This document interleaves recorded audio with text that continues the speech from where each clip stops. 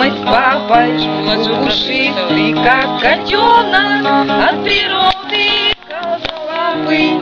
Никогда медведь не плакал, но он песен очень много, и притоптывая лапой пел про синие сугробы. Когда, выйдя из берлоги, отправляясь по улице старой, на своей дороге повстречал людей с гитарой. Мишка долго-долго слушал, как они тихонько пели, а потом они все вместе кашу с маргарином ели. Захотелось Мишке тоже кашу есть и жить в палатке, и носить рюкзак огромный, и штаны с большой заплаткой.